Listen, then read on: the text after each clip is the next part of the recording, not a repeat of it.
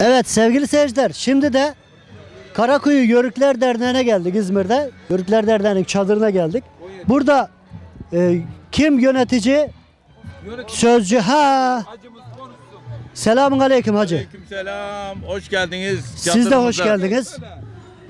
Nedir buradaki amaç? Gelmediniz siz de çadırı omuzladınız, heybeyi ardındınız değil mi? Evet. Amaç ne burada? Şöyle de geldiniz. Buradaki amaç bu yörük geleneğini, Yaşatmak. yörükleri, gelenek, göreneklerini yaşatmak için Kucaklaşmak, diğer harman olmak. Evet, Tanışmak, harman olmak, öyle mi? tanışmak için buraya geldik. Birlik ve beraberlik. Evet. Bu birlik beraberliği bozmamak için. Evet. Yani şimdi burada çeşitli İzmir bölgesinin çeşitli yerlerinden, Aydın'dan, Manisa'dan, oradan bu nereden gelenler, yani bu beraberliğimizi bozmamak için yörüklerin geleneklerini bu zamana kadar çok geç kaldık.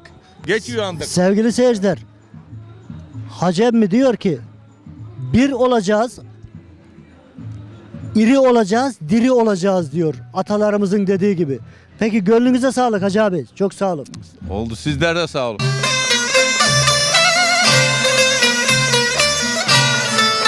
Selamun aleyküm. Efeler nereden geliyoruz? Biz Tekeli, Menderes Tekeli köyünden geliyoruz buraya. Tekeli yörükleriyiz. Bu şekilde.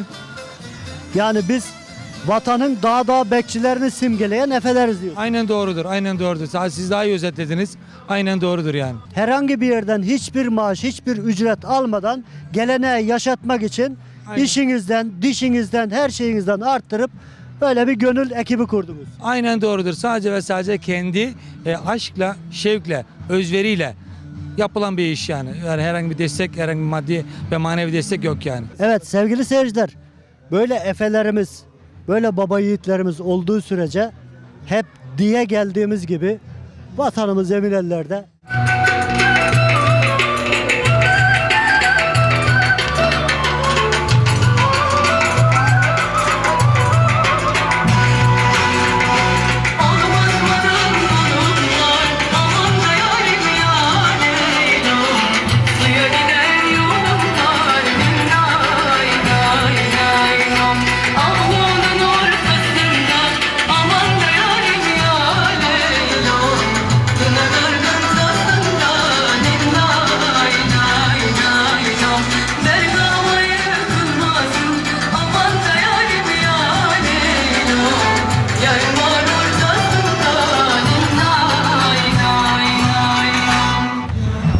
Evet sevgili seyirciler, ferman padişahınsa dağlar bizimdir demiş Dadaloğlu.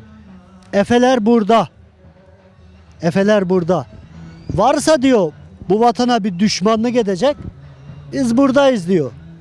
Eğer diyor yüreği varsa diyor böyle bir şeye kalkışsın diyor, cesareti varsa diyor. Sizi tanıyalım efendim. Aydın Yenipazar Efeler Yaşatma Eğitim ve Kültür Dayanışma Derneği Başkanı Nedim Gürpınar. Peki ne kadar sıklıkta bu çalışmaları sürdürüyorsunuz? Ayda, haftada?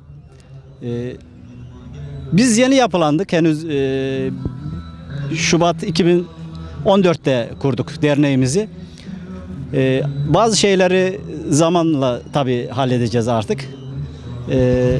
Yapılanma sürecindeyiz. Efe milli mücadelede de yaptığı gibi biliyorsunuz vatan işgal altında olduğu zamanlarda birlik beraberliğini Ege yöresinde özellikle bizim Aydın, Nazilli o civarlarda birlik beraberliğini efelerimiz tarafından muhafaza etmişler ve çok önemli bir mücadelede kendilerini göstermişlerdir. Ordunun yanında yer almışlardır. Gene aynı düşünce ve fikirle böyle bir durumda Allah korusun, Allah yaşatmasın o günleri de gene aynı şekilde olacağından ben şüphem yok. Damarlarında o kanı taşıyan her Yörük diyorsun. yörük Alır Efe silahı. evet alır silahı ve vatanın mücadelesinde o katkıyı sağlar. Eyvallah Efeciğim. Gönlüne yüreğine sağlık. Sevgili seyirciler, işte efelik efendilik. Efelik haksızlığa karşı durmak, aykırı durmak. Allah efelerimize zeval vermesin. Bu baba yiğitlere zeval vermesin.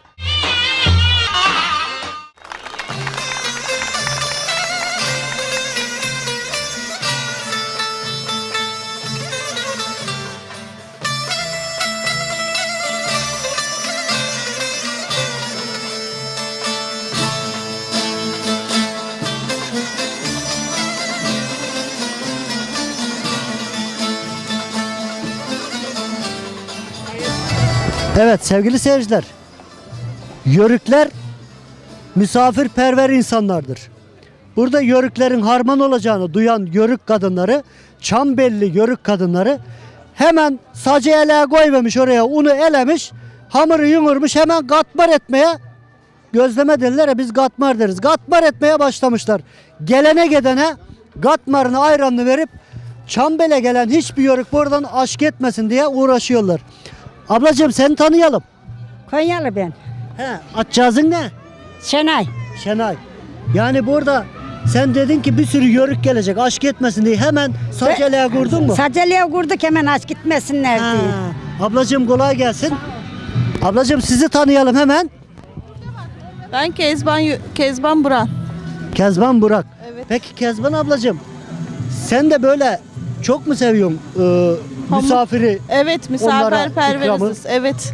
Misafirlerimiz aç gitmesin diye tahtayı aldık geldik yufka yapıyoruz. He, enişte ne diyor? O da herhalde gelenle gidenle meşgul. Evet, o da gelenle giden misafirlerle ilgileniyor. Abla bir şey soracaksın ya. Evet. Darılmacıya gelme. Evde eniştenin dediği mi geçiyor seninki mi? Hanginiz baskın? Eniştenin dediği geçiyor. Ben ona söylerim o yapar diyor. Öyle mi? Evet. Hem o zaman gene senin dediğin olmuş oluyor. Sen söyleyen Hayır, bu benim yapıyor. dediğim de oluyor, onun dediği de oluyor. Nasıl oluyor o zaman o? Yani hayat müşterek derim, olduğu için. Ben derin ona o yapar diyorsun. Gene ben onun dediği olur. Hayır, diyor. onun dediği de oluyor, benim dediğim de oluyor. Karışık, diyor. ortak yani. Peki ablacığım sizi tanıyalım. Ben Dudu Özel. Ha. Ben de Konyalıyım. Buraya gelin geldim. Eşim. Oo. Peki hanginizin dediği oluyor evde? Valla genelde benim oluyor. Oo. Harikasın enişte. İşte budur yani. Değil mi? Erkek adam hanımının sözünden hiç çıkmaz. Hata da yapmaz. Peki kolaylıklar diliyorum ablacığım.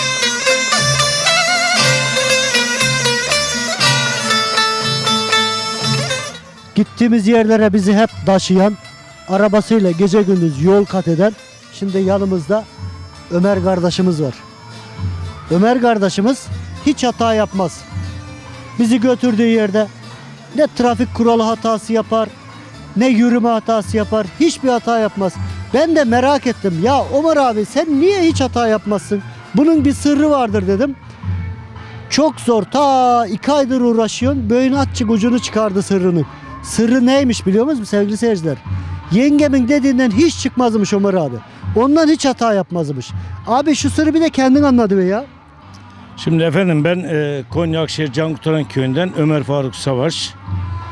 Biz yıllarca yörüklük yaptık, göçebelik yaptık. Biz hiç hanımın sözünden çıkmayız. Oo süper. Süper. O der, kararı o verir, Oo. bize şunu yapın der, biz de onu yaparız. Abi bundan sonra ben de hanımın sözünden hiç çıkmayacaksın. Hanımı bulduğumda hiç sözünden çıkmayacaksın. Tamam abi. Senin tamam. sözünü tutacaksın.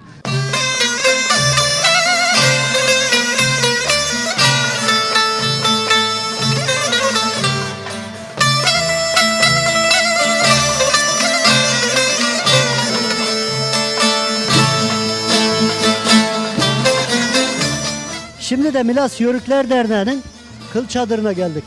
Burada gelenek en ince detaylarıyla, en ince ayrıntılarıyla gördüğünüz gibi yaşatılıyor. Şimdi başkan nerede abi?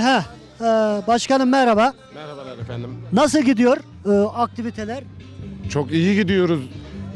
Hem Milas'ta hem yörede hem buralarda artık kaynaşıyoruz. Hep beraber her yerde bütünlük, birlik ve beraberliği inşallah daha büyük şekilde sağlayacağız. İnşallah çok daha güzel olacak inşallah.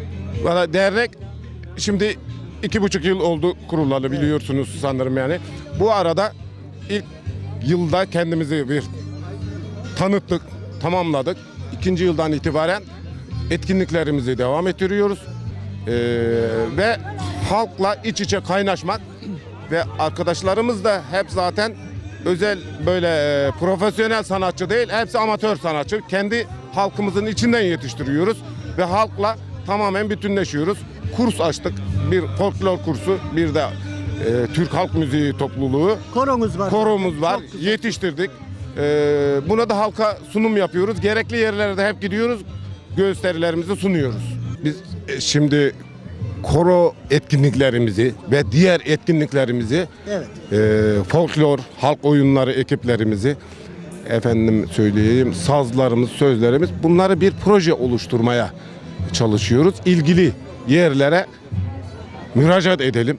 Bu konuda tabii bize yardımcı olacak olan arkadaşlarımıza çok memnun olacağız, yardımcı olan arkadaşlarımız olursa.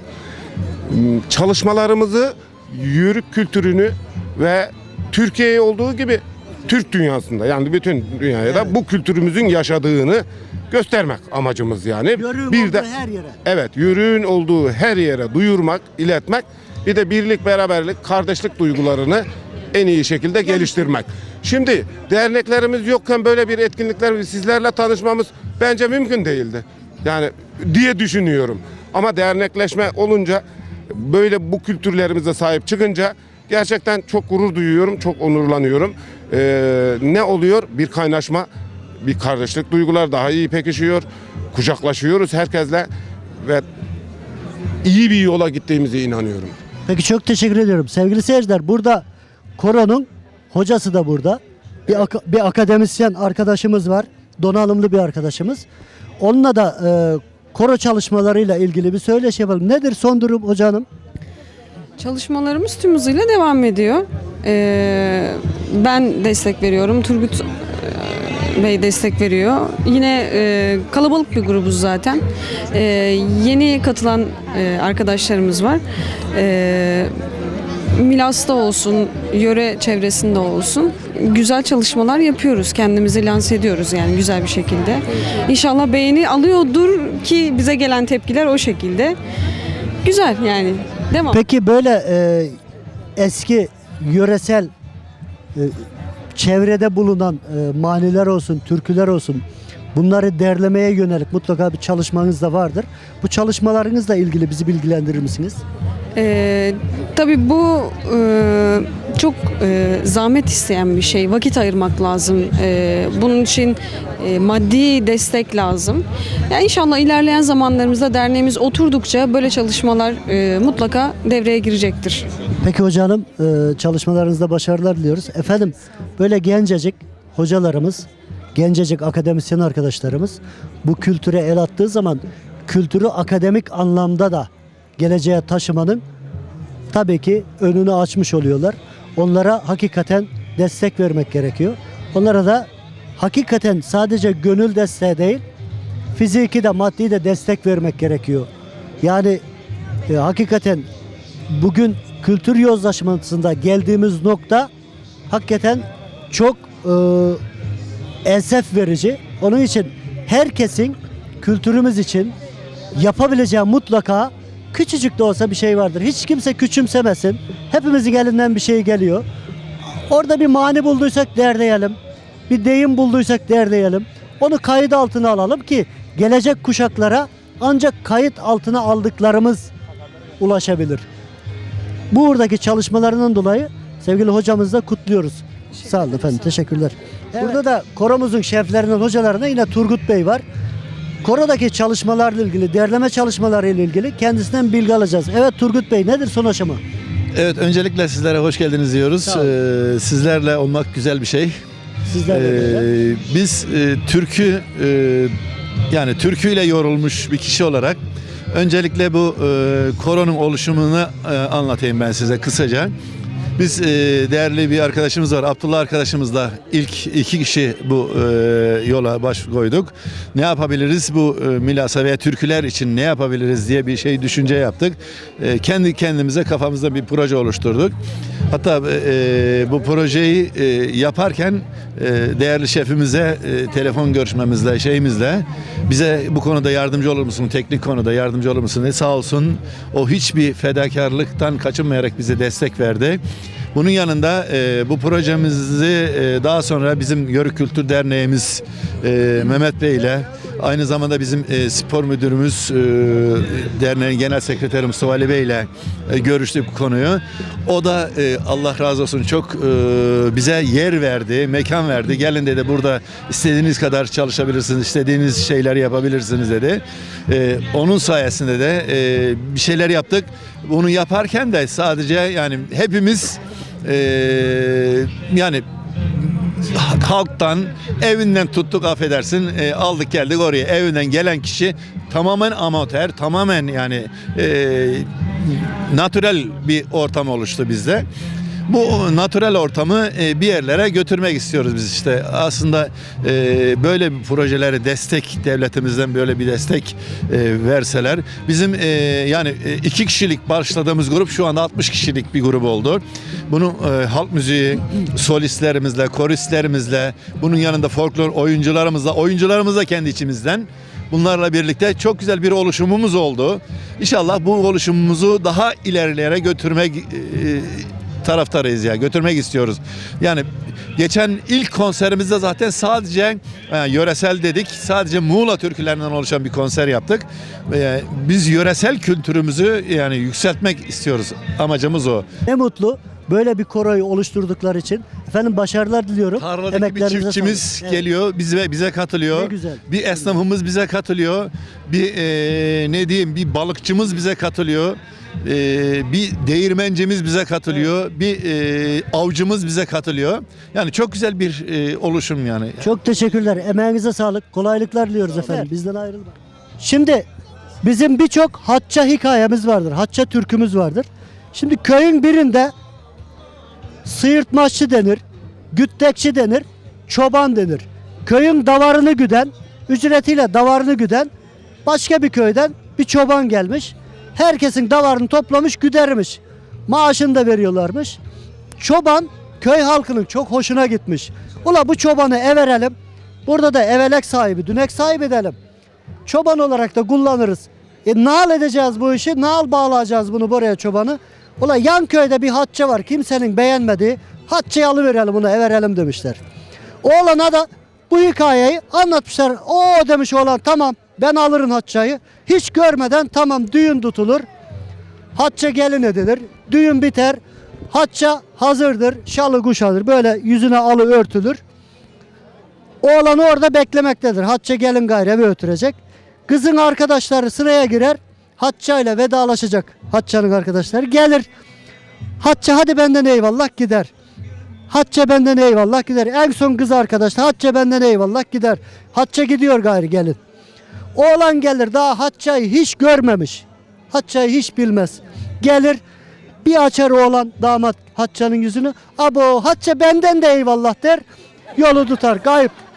Yani Hatça o kadar güzelmiş ki oğlan benden de eyvallah demiş, köyü terk etmiş. Onun gibi tabi ablamın maşallahı var.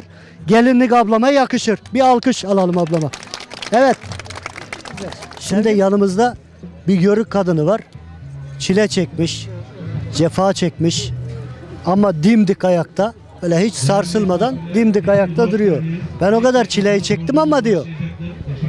Gerekirse ülke savunması için bir asker gibi çıkarım diyor. Tesisatı kuşanırım diyor. Cepheye ben de varım diyor. Duruşu öyle, şöyle bak maşallah. Ablacığım sizi tanıyalım. İsmim Hediye. Muğla Milas'tan geliyorum. Sarıgeçili yörüklerindenim. Süper. Özüm. Hep yani anam babam yörük. Ben de yörük kızıyım. Yani hiç dağda hayvanla davarla meşgul oldun mu? Tabii ki, tabii ki de, tabii ki de. Enişten ellerde. Enişte rahmetli oldu. Öyle mi? Rahmetli. Genç gitmiş ya, çok meziyet ettiğin adamca rahmetli. Dayanamadı herhalde benim dağda taşta koşuşuma. O köylüydü.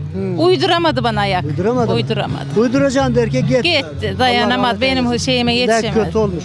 Allah rahmet eylesin. Allah rahmet Çoluk eylesin. çocuk var mı? Var. 2 tane çocuğum var. Kızım var. Oğlum var aslan gibi. Ellerinizden öperler. Maşallah maşallah. Allah bağışlasın. Sağ olun. Okul durumu çocuklarda? Okuyorlar. Okuyorlar. Onlara da yörüklük geleneğini anlattım. Anlatıyorum. Aşılıyorum. Zaten birebir yaşıyoruz. Yörük var mı acık bir baksak, ne kadar bir şey var dağarcığında? Oğlanlar kızlar bunlarda mı? Yok değiller. Yok mu? Değiller Ama okulda. ara sıra öyle şölenlere Getireceğiz tabii getireceğiz. kucaklaşsın yörük emmilerinden. Tabii. Nelerine de. Yörük demek özü bir demek sözü. Yani böyle tertemiz saf insan demek yörük. Yörükten güzeli var mı? Yok. Evet sevgili seyirciler, yörük kadınındaki sadakate bakın. Gencecikken eşini kaybediyor. Allah tabii kimseyi öksüz komasın. Bu dünyada en zor şey ilk vatansızlıktır. Vatanı olmayan hiç kimse analı babalı sayılmaz. Çünkü özgür değilsin. Vatansızlık, ikincisi de öksüzlük. Atalarımız boşuna dememiş. Vatan gibi diyar, ana gibi yar bulunmaz diye. Burada Yörük bacımız da bak gencecik yaşta yalnız kalıvermiş ama öyle evlenene hiç kafasından bir şey geçmemiş. Çocuklarına adamış kendini. Çocuklarını oku diyor.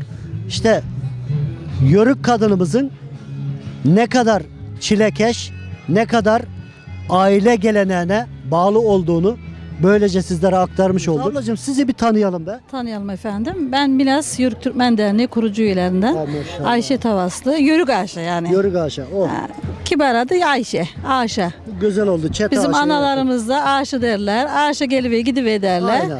Biz de duyduk ki böyle burada Kemalpaşa'da bir şenlik varmış yörüklerimizin. Hey bey kaptık geldik. Hey bey kaptık. Hadi bakın kızlar dedik biz kadınlar. Hadi toplanıverelim. Kavarları bırakıverdik şeyde. Abo. Sürüde. Ondan sonra çıktık geldik. Ablacığım enişteyi de getirdin mi?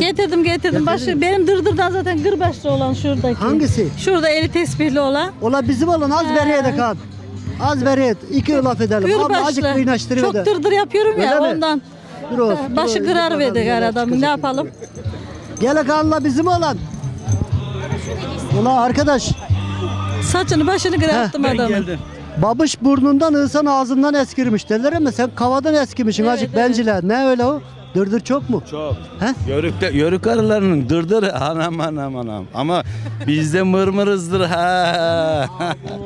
Sadakat sağlam. Aynen öyle. Çok sadakatlidir. Allah ondan razı olsun. Bu yaşa kadar beraberce 20-25 seneden beraberiz. Beraberlik yapıyoruz. Bir tane çocuğumuz var Allah bağışlarsa.